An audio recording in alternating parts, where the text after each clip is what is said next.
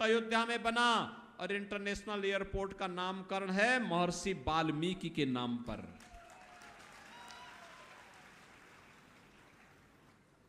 वहां पर यात्री विश्रामालय बनाए गए हैं, बड़े बड़े।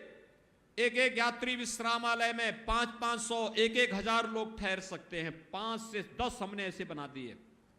बहनों और भाइयों, उनका नाम किसके नाम पे मालूम है? भगवान राम ने पहला विश्राम कहां किया था? निषाद राज के यहां, इसलिए निषाद राज के नाम पे विश्रामालय।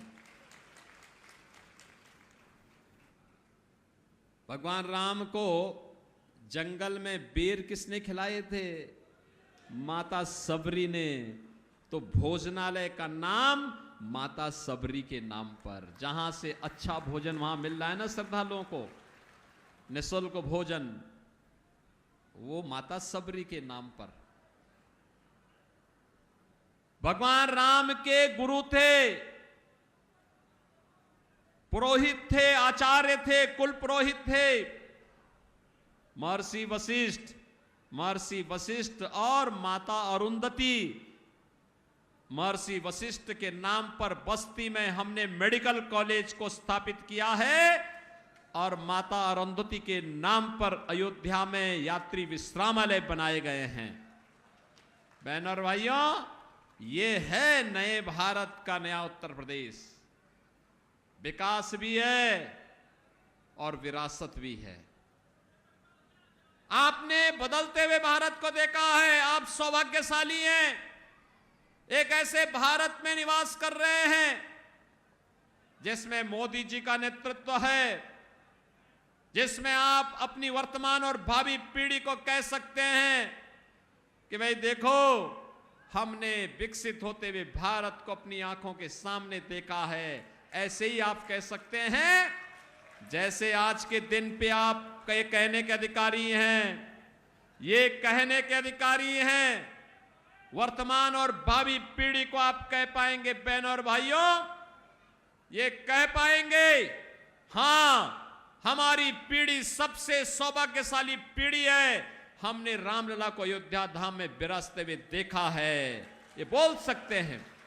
मोदी जी का नेतृत्व है, लेकिन मैं कहता हूं आपसे, जिसने कमल निशान पर वोट दिया है वो कहे कि हां साहब, मैंने अयोध्या में राम मंदिर के निर्माण को आगे बढ़ाया है, क्योंकि मेरे वोट से मोदी जी और योगी जी चुनाव जीत करके गए हैं, उनकी सरकार बनी है। और इसलिए बोलिए, आप वर्तमान पीढ़ी को भी, भावी पीढ़ी को ही बोलिए। और साथ साथ इस लोक के बाद जब परलोक में पूर्वजों के पास जाना होगा, तो बहनों और भाइयों, पूर्वजों को ही बोलना कि देखिए, आपके संकल्प की पूर्ति करके हम आए हैं। अयोध्या में रामलला का मंदिर बना करके आए हैं। प्रभु राम की भी कृपा होगी, पूर्वजों का भी आशीर्वाद प्राप्त होगा। यह है नया भारत। एक तरफ विरासत का सम्मान और दूसरी तरफ विकास। हाईवे बन रहे हैं, रेलवे के काम हो रहे हैं, मेडिकल कॉलेज बन रहे हैं, एम्स स्थापित हो रहे हैं, आईआईटी और आईएम बन रहे हैं, एनआईटी और ट्रिपल आईटी बन रहे हैं, वर्ल्ड क्लास यूनिवर्सिटी का निर्माण हो रहा है। और यही नहीं, गरीबों के कल्याण के लिए कितना कार्य हुआ है, यह आपसे किसी से छुपा हुआ है? इस समाजवादी पार्टी के समय में ये सभी गरीबों का अन्न खा जाते थे। राशन माफिया हावी थे। यहां तो क्या था, वहां उनके समय में राशन माफिया, भू माफिया, पशु माफिया, जंगल माफिया, खनन माफिया और पेशेवर अपराध में लिप्त माफिया, यही थे ना। और इसीलिए हमने कहा, अगर राम लला को अयोध्या में विराजमान करेंगे तो माफियाओं का राम नाम सत्य है की यात्रा भी निकालेंगे। निकली ना। इस समाजवादी पार्टी की सरकार थी, क्या करते थे? सपा का है एक ही नारा, खाली प्लॉट पर कब्जा करके वे बनाते थे अपना, इस ढंग से करते थे, यानी खाली प्लॉट है हमारा, यही बोलते थे ना। और जैसे ही 19 मार्च 2017 को मैंने शपथ ली, मैंने पहली बैठक ली, और मैंने प्रशासन से कहा, उस समय के मुख्य सचिव से डीजीपी को बुलाकर के वरिष्ठ अधिकारियों से कहा, मैंने कहा जितने गरीबों की जमीन पर, जितनी व्यापारियों की जमीन पर समाजवादी पार्टी के किसी माफिया ने, किसी गुंडे ने कब्जा किया है, अगले 48 घंटे के अंदर एक कब्जा हट जाना चाहिए। और बहनों और भाइयों, मैंने कहा अगर सीधे मुंह से कोई नहीं मानेगा तो टेढ़ी उंगली से उसको निकालना, और अगर तब भी नहीं मानेगा, क्योंकि बहुत बार होता है ना कि लातों के भूत बातों से नहीं मानते, तो मैंने कहा उसके बाद उसकी छाती को रौंदते हुए बुलडोजर भी चला करके अतिक्रमण को हटा देना। आज मैं कहता हूं, क्या कोई समाजवादी पार्टी का गुंडा और कोई अपराधी किसी खाली प्लॉट पर कब्जा कर पाएगा क्या? किसी बेटी और व्यापारी की सुरक्षा के लिए खतरा बन सकता है क्या? खतरा बनेगा तो 7 पीढ़ी याद करेगी क्या हाल करेंगे। बहनों और भाइयों, सुशासन की पहली शर्त है सुरक्षा, बिना भेदभाव की सुरक्षा। एक माफिया यहां भी मंडरा रहा था, देखा ना, ये पप्पू खां की हत्या कर दी गई थी यहां, और दिन दहाड़े हत्या करके और फिर क्या करते हैं, हत्या भी करेंगे, और हत्या करने के बाद फिर इसके बाद सहानुभूति व्यक्त करने के लिए भी चले जाते हैं। अब यूपी में ऐसे नहीं चलेगा। यूपी में जो भी इस प्रकार की शरारत करेगा, उल्टा लटका करके मिर्च का झोंका लगा करके 7 पीढ़ियां याद करवा देंगे। और इसीलिए मैं आज आया हूं आपसे कहने के लिए कि बहनों और भाइयों, याद करना, मोदी जी के नेतृत्व में सुशासन का जो स्वाद हमें मिल रहा है, फ्री में राशन, मुफ्त में उपचार, किसानों को किसान सम्मान निधि, और यही नहीं, घर घर घर शौचालय, हर गरीब को मकान। मोदी जी ने कुछ घोषणाएं और की हैं। 4 जून को जैसे फिर एक बार मोदी सरकार बनेगी, तो मोदी सरकार बनने के साथ 70 वर्ष से ऊपर के हर एक व्यक्ति को, हर एक बड़े बुजुर्ग को 5 लाख रुपए हर वर्ष उपचार का कार्ड, आयुष्मान कार्ड उपलब्ध होगा। हमने थारू जनजाति के लोगों के मकान 100% बनाने की पहले से ही गारंटी ली है। मोदी जी ने कहा जितने भी दलित होंगे, वंचित होंगे, पिछड़ी जाति के लोग होंगे, अन्य गरीब होंगे, जिनके पास अपना मकान नहीं है, सिर ढकने के लिए छत नहीं है, उसको भी हम मकान उपलब्ध करवा देंगे। 4 जून के बाद ये कार्य प्रारंभ हो जाएगा। बहनों और भाइयों, यहां विकास भी है, विरासत भी है, सम्मान भी है, सुरक्षा भी है, सुशासन भी है, क्योंकि राम भक्तों की सरकार है। और ये रामद्रोही, ये अभी सत्ता से कोसों दूर हैं, और ये क्या बोल रहे हैं, इनका घोषणा पत्र कहता है कि अगर हम सत्ता में आए तो पिछड़ी जाति का आरक्षण का अधिकार छीन करके मुसलमानों को दे देंगे। क्या आप इसको स्वीकार करेंगे? क्या अनुसूचित जाति के आरक्षण का अधिकार मुसलमानों को दे देंगे? अरे बाबा साहब भीमराव अंबेडकर ने विरोध किया था, कहा धर्म के आधार पर आरक्षण नहीं हो सकता, क्योंकि ये देश के विभाजन का कारण बना था। लेकिन ये समाजवादी पार्टी और कांग्रेस के लोगों की समझ में आएगा नहीं।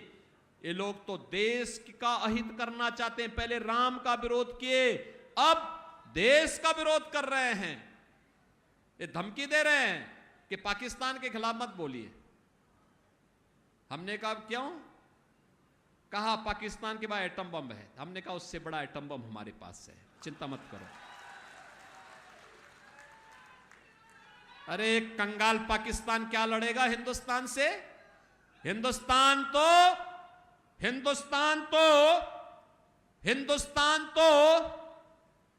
बहनों और भाइयों, हिंदुस्तान तो 80 करोड़ लोगों को फ्री में राशन दे रहा है, और पाकिस्तान की आबादी क्या है? 23 करोड़। 23 करोड़ लोग वहां भूखों मर रहे हैं। एक कंगाल पाकिस्तान, और जो पाकिस्तान का राग अलाप रहे, मैं उनसे कहूंगा भारत पे बोझ मत बनो, कम से कम जाओ पाकिस्तान, जाओ भीख मांगो वहां पर। क्यों हिंदुस्तान पे बोझ बनते हो? बहनों और भाइयों, एक तरफ इस भारतीय जनता पार्टी लाभ दे रही है और दूसरी तरफ इनका मैनिफेस्टो क्या कहता है? कहता है सत्ता में आएंगे, पिछड़ों का आरक्षण बांट करके मुसलमानों को दे देंगे। और कांग्रेस और समाजवादी पार्टी, यानी इनका गठबंधन की सरकार है कांग्रेस की कर्नाटक में, उसने वहां पिछड़ों के आरक्षण को मुसलमानों में बांट दिया। आंध्र प्रदेश में भी ऐसे किया इन्होंने, और अब पूरे देश में लागू करना चाहते हैं। क्या आप इसकी परमिशन देंगे? क्या इनको, क्या इनको इस प्रकार का दुराचार और अनाचार करने का देंगे अधिकार? और दूसरी बात इन्होंने और भी खतरनाक कही है, कहते हैं कि हम गरीबी हटाएंगे। एक पत्रकार ने पूछा कैसे हटाएंगे, तो इन्होंने कहा गरीबी हटाएंगे, एक झटके में हटा देंगे। कहा झटके में कैसे? तो उसने कहा राहुल गांधी और सब एक ही है ना, दो लड़कों की जोड़ी है, जब भी ये दोनों लड़कों की जोड़ी मिलती है कोई ना कोई अनर्थ का काम करने के लिए लोग तत्पर होते हुए दिखाई देते हैं। और ऐसे ही इनके द्वारा फिर कहा गया, कहा कैसे हटाएंगे? कहा हर व्यक्ति के परिवार की संपत्ति का हम सर्वे करवाएंगे। तो कहा फिर? कहा संपत्ति का सर्वे करवाने के बाद उसमें वरासत टैक्स लगा देंगे। कहा वरासत टैक्स क्या होता है? ये अमेरिका में लगता है, आपके बाप दादों की जो संपत्ति होगी, जमीन, मकान, पैसा, जेवर, उसमें से आधा कांग्रेस और सपा के गुंडे ले लेंगे। और फिर जैसे मकान ही आपका 2 कमरे का मकान है, एक कमरे में आपको बोल देंगे आप रहिए, एक कमरा अब किसी बांग्लादेशी या पाकिस्तान से आए हुए मुसलमान को दे देंगे। अब तो आपके घर के बगल में किसी भी धर्मी को बसा देंगे, क्या आप रह पाएंगे क्या? यानी ये पाप करने जा रहे हैं, वरासत टैक्स। बहनों भाइयों, ये वरासत टैक्स कुछ और नहीं, औरंगजेब का जजिया कर है, जजिया कर। औरंगजेब मुगलों का सबसे क्रूर बादशाह हुआ। काशी में काशी विश्वनाथ मंदिर और मथुरा में भगवान श्री कृष्ण की जन्मभूमि को इसी क्रूर बददिमाग औरंगजेब ने ही तोड़ा था। बहनों और भाइयों, ये औरंगजेब की आत्मा घुस गई है। कोई मुसलमान भी अपने पुत्र का नाम औरंगजेब नहीं रखता, क्योंकि औरंगजेब ने पहले अपने भाई की हत्या की, फिर अपने बाप को जेल में बंद किया। उसका बाप का नाम था शाहजहां। शाहजहां वही जिसने आगरा का ताजमहल बनाया था। और फिर आप देखिए, अगर शाहजहां के बारे में पढ़ना है, पटना की खुदा बख्त लाइब्रेरी है, उस लाइब्रेरी में लिखा है शाहजहां ने, उसने कहा औरंगजेब को कोसते हुए कि कमबख्त तुझ जैसा पुत्र किसी को पैदा ना हो, क्योंकि तू जीते जी तो मुझे पानी, एक बूंद पानी के लिए, एक बूंद पानी के लिए तरसाया है, और यानी पानी के अभाव में वो व्यक्ति जो कभी बादशाह था तड़प तड़प करके मरा, जेल में अपने बाप को बंद कर दिया था। और बहनों और भाइयों, ये संस्कार तो इन्हीं लोगों के हैं। और इसीलिए औरंगजेब की आत्मा, उसने हिंदुओं पे एक टैक्स लगाया था, उसको कहते हैं जजिया कर।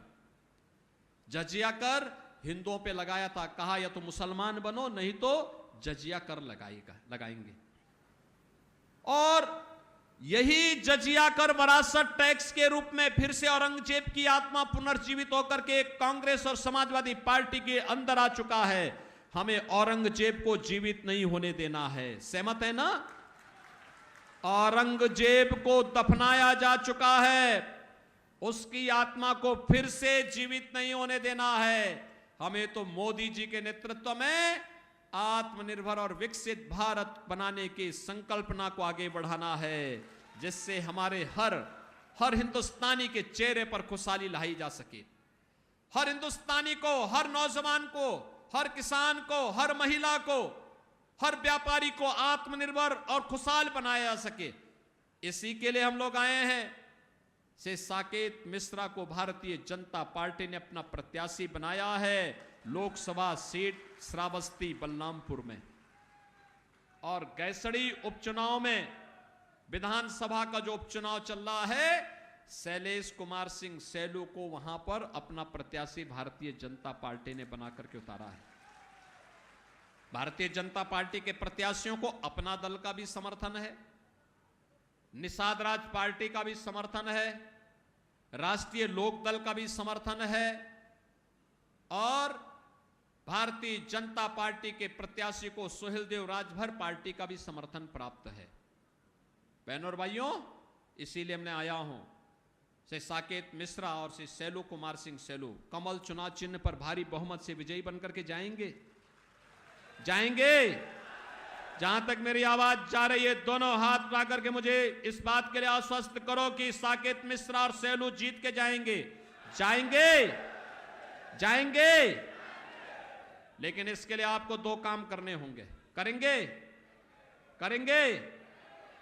पहला काम, कल और परसों 2 दिन का समय आपके बाद प्रचार के लिए होगा, घर घर जाकर के जनसंपर्क करने के लिए। तो कल और परसों के समय का उपयोग कैसे करना है? इनमें यहां पे जितने लोग आए हैं, जितने लोग मेरी बात सुन रहे हैं, 10-10 घर में जाकर के जितने सदस्य होंगे उन सभी लोगों से मिलकर के और उन लोगों को कमल चुनाव चिन्ह पर वोट डालने के लिए कहेंगे। तो कल और परसों मिलाकर के 20 हो जाएंगे। 20 परिवार का मतलब 100 मतदाता, एक व्यक्ति को 100 मतदाताओं को 25 मई को मतदान केंद्र में ले जाना है। ले जाएंगे? मतदान केंद्र में ले जाएंगे। अच्छा, आपके पास मोबाइल फोन होगा तो उसको लाइट जला करके थोड़ा दिखाओ, कितने, मैं भी देखता हूं कितनी आपकी ताकत है। जितना है सब लगाकर चमका दो एक बार, थोड़ा करवाएंगे। सभी लोग करेंगे 100-100 वोट को मतदान केंद्र पर ले जाने की जिम्मेदारी लेंगे। वाह भाई, मैं तो सोचता था कि तुलसीपुर में मोबाइल फोन, स्मार्टफोन कम होंगे, लेकिन ये तो पूरा ही स्मार्टफोन चमक रहा है।